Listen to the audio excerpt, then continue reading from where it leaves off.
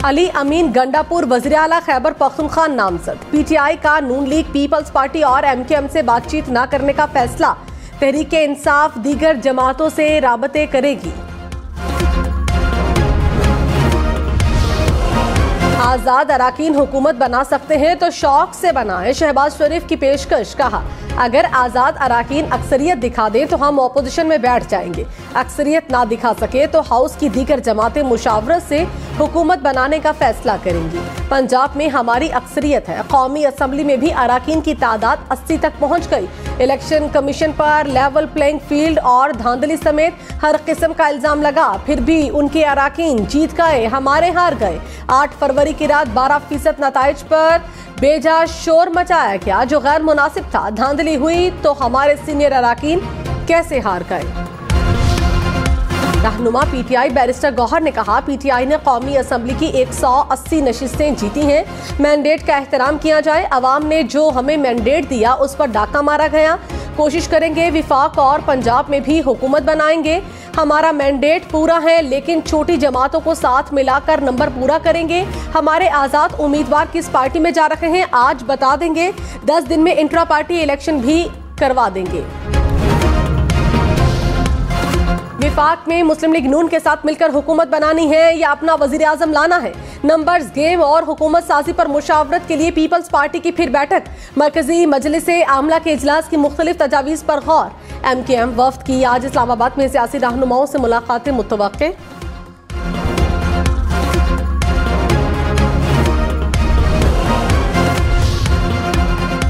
मरियम नवाज के साबिक chairman PTI पर तनकीद। कहा, कुछ लोग कभी नहीं सीखते। आज फिर वही झूठ, फिर वही इल्जामात, फिर वही बहतान।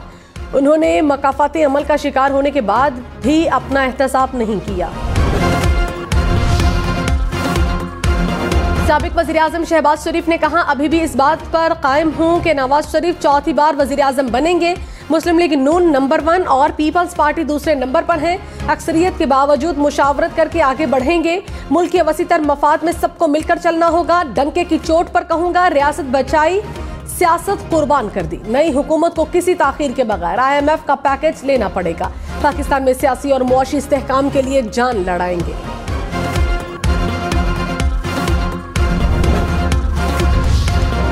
रहनुमा पीपल्स पार्टी सैयद खुर्शीद शाह ने कहा, नवाज शरीफ को अखलाकी तौर पर वजीर आजम का उम्मीदवार नहीं बनना चाहिए। वजीर आजम के ओहदे के लिए शहबाज शरीफ या अयाज सादिक मुतबादिल उम्मीदवार हो सकते हैं। नवाज शरीफ के इंतखाब पर कई सवालिया निशान हैं। ये तासुर आम है कि उन्हें जितवाया गया। हमें किसी के मैंडेट पर हाथ नहीं डालना चाहिए। पीपल्स पार्टी किसी और जमात के मुंतखब मेंबर साथ शामिल नहीं करेगी। नून लीग को भी तादाद के पीछे नहीं भागना चाहिए।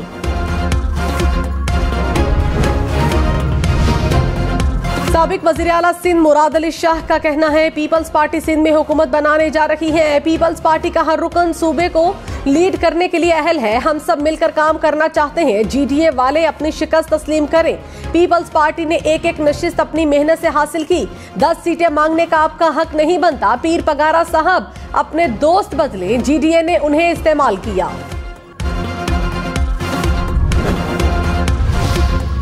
अखबार में हेडलाइंस लगी देखी कि सुप्रीम कोर्ट में पटिशन लग गई। चीफ जस्टिस के इलेक्शन से मुतालिक दरखास्त की खबरों पर रिमार्क्स।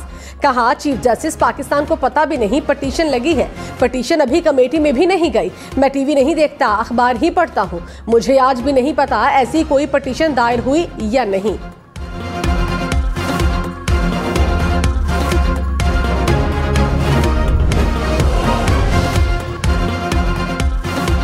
बलोच तलबा केस में इस्लामाबाद हाई कोर्ट ने निगरान वजीर आजम को तलब कर लिया। निगरान वजीर आजम को पीर के रोज 10 बजे अदालत में जाती हैसियत में पेश होने का कहा। जस्टिस मोहसिन अख्तर कयानी ने रिमार्क्स दिए कि निगरान वजीर आजम खुद पेश होकर बताएं उनके खिलाफ मुकदमा क्यों न किया जाए। जबरी गुमशुदगी की सजाए मौत होनी चाहिए। जरूरत पड़ी तो मुंतखब वजीर आजम को भी तलब करूंगा।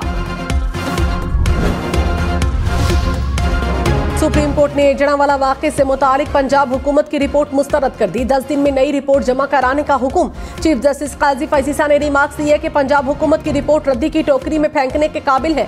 रिपोर्ट देखने के बाद शर्मिंदगी हो रही है। भारत में जो अक़लियतों के साथ हो रहा है वो कॉपी करना चाहते हैं। जिस काम को पूरा ना करना हो तो उस पर JIT बना दी जाती है। अब ये वही लोग हैं फैजाबाद धरने वाले, रियासत इनके साथ खड़ी है, अब वो अजदहे बन गए। रहनुमा पीटीआई लतीफ खोसा का कहना है, हम पीटीआई से हैं, आजाद उम्मीदवार कहना गलत है, पीटीआई पर पाबंदी नहीं, सिर्फ बल्ले का निशान छीना गया। इलेक्शन में पीटीआई सबसे बड़ी जमात बनकर सामने आई, हमने वोट से अपना बदला ले लिया। साबिक चेयरमैन पीटीआई के बगैर जमहूरियत, पार्लिमान, असेंबली नहीं चल सकती।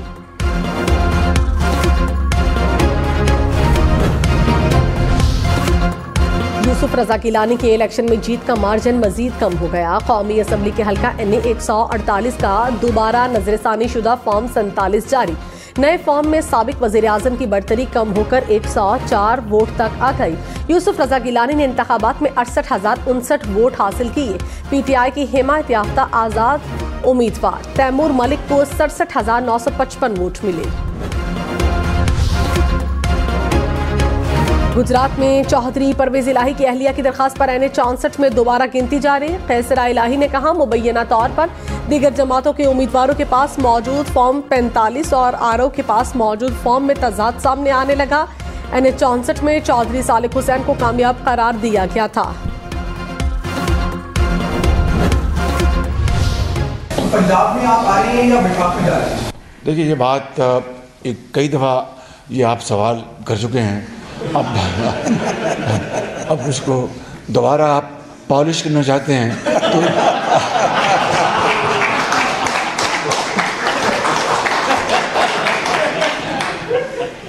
मेरा ख्याल आपको जवाब मिल गया। आपको शहबाज शरीफ का प्रेस कॉन्फ्रेंस में खुशगवार अंदाज, चुटकुले छोड़ते रहे, वजीर आजम बनने के सवाल का जवाब गोल कर गए। सहाफी को कहा, आप मुझे पॉलिश कर रहे हैं। रहनुमा पीटीआई शेर अफजल मरवत कहते हैं, मुशावरत कर रहे हैं कि हमारे आजाद उम्मीदवारों ने किस जमात के साथ इत्तेहाद करना है। पीपल्स पार्टी हमसे राबता कर रही है, हमें अपने किसी भी मुंतखब नुमाइंदे पर अदम एतमाद नहीं।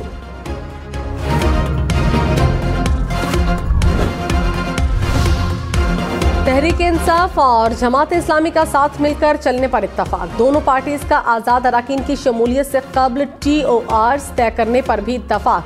दोनों पार्टीज के दरमियान आजाद अराकीन की शमूलियत से कबल TORs तय करने के लिए 3 रुकनी कमेटियां तश्कील। तहरीक इंसाफ के जमात इस्लामी के अलावा MWM की क़यादत से भी राबते।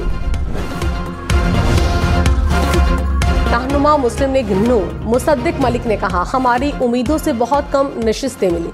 सर्वे बता रहे थे कि 100 के करीब नशिस्तें होंगी, हमें वाज़े मैंडेट नहीं मिला, जिसका अफसोस है। पीटीआई को सिंध, पंजाब और बलोचिस्तान में शिकस्त का एतराफ करना चाहिए।